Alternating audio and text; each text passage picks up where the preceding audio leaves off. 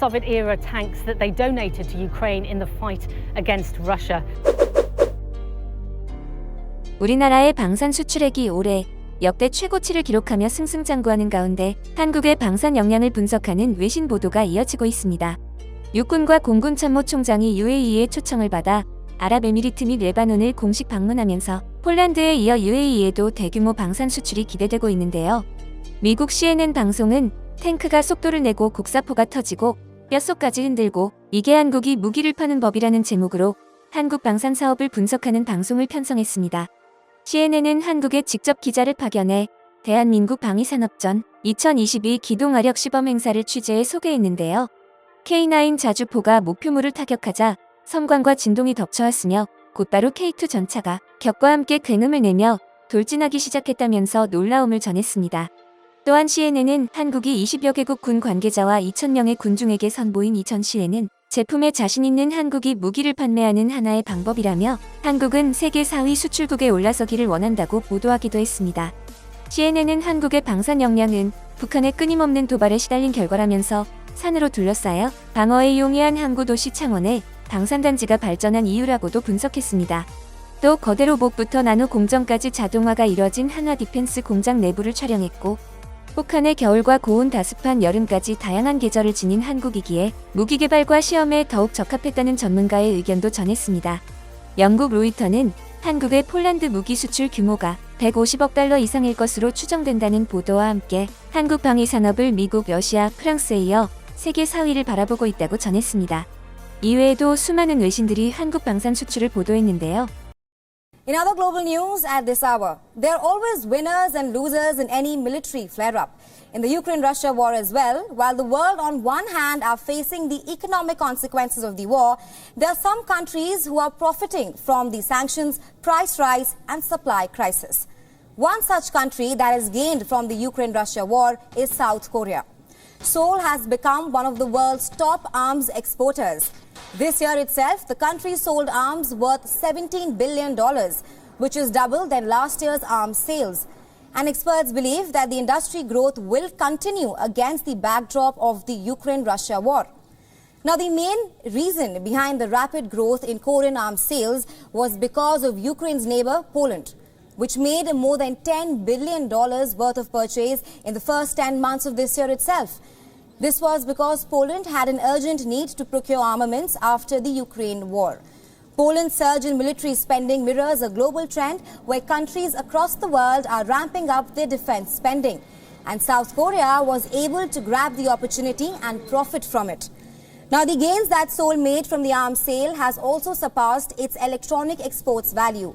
In 2022, the export value of the electric components from South Korea was estimated at $1.78 billion, while the export value of the South Korean arms was estimated at $17 billion.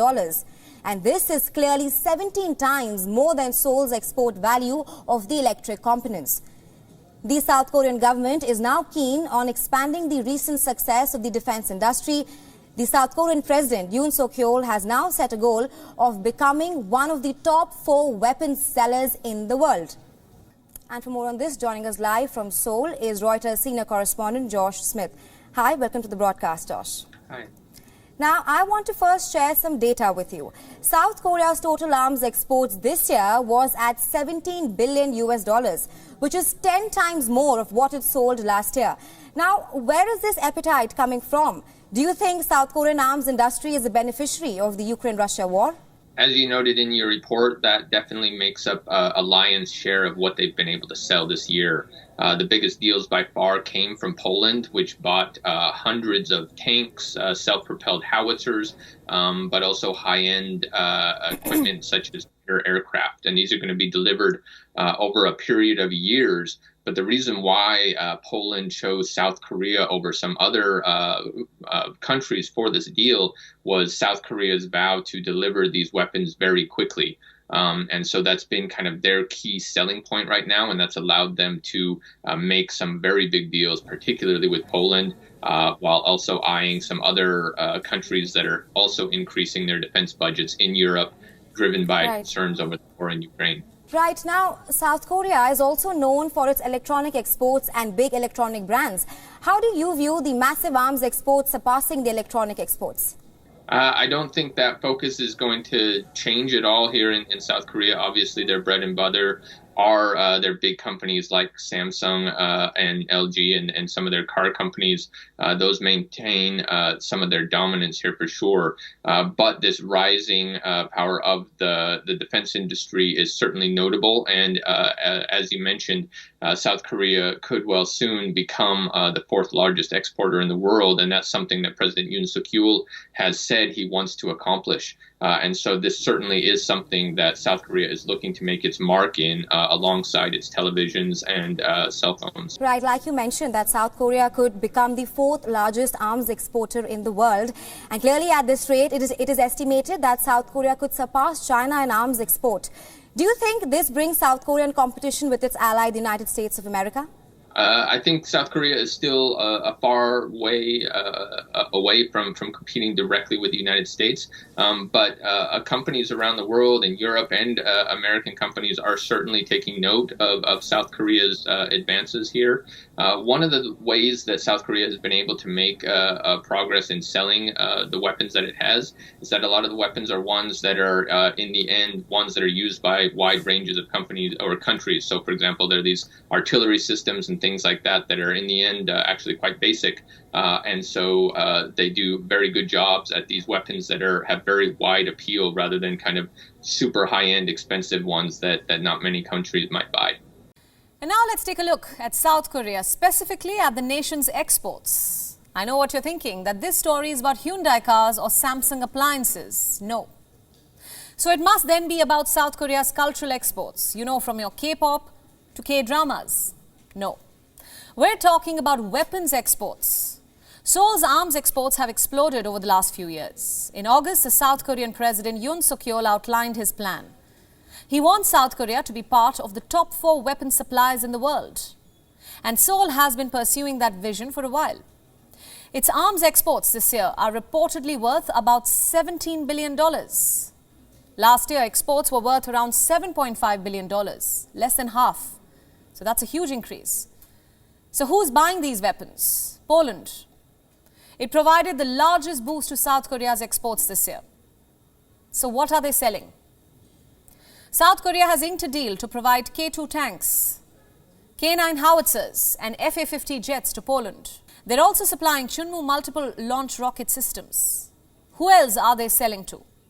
Europe and the Gulf nations. Besides Poland, South Korea has signed deals with Norway, Turkey, the UAE and Saudi Arabia, among others. The list is made up of NATO allies and traditional US partners. But why are they turning to Seoul for weapons? Well, there are multiple reasons. You see, South Korean arms are cheaper than American ones, and Seoul promises to deliver them fast. Deliveries to Poland are expected to begin later this year and early next year. Reports also say that South Korea is even willing to deliver the exports before restocking its own military. Seoul is also offering maintenance and indigenous development. Even the partial manufacturing of arms at a partner country can help with technology transfer. And remember, South Korea is a US ally. Its weapons are designed to work in tandem with US equipment. This makes it a great fit for nations that already have American arms, such as the NATO and Gulf countries. South Korea's defense industry became the world's 8th largest last year. And now, the war in Ukraine has provided it the opportunity to grow bigger. The UK, Germany and Italy still rank higher than South Korea, but they sent their weapons to Ukraine. So instead of sales, they'll be focused on restocking their own arsenals. Also, European nations are being cautious, like Poland. Others too are looking to buy weapons to defend themselves. Looking at the situation, Seoul may steadily start rising up the ranks to fulfill its president's ambition. South Korea will have to overtake China. Remember, China, which occupies the 4th spot, has a different market altogether. Chinese arms mostly flow into Pakistan and countries in Africa. So Seoul can grow without having to compete with Beijing. The war in Ukraine has led to economic issues around the world. Rampant inflation and a cost of living crisis have hit the common man everywhere. Even in South Korea, the exports of most other goods have fallen. But the arms industry is gearing up for explosive growth. 여러분의 소중한 의견을 남겨주세요. 바쁘시더라도 구독과 좋아요 부탁드립니다. 지금까지 단골이시였습니다. 시청해주셔서 감사합니다.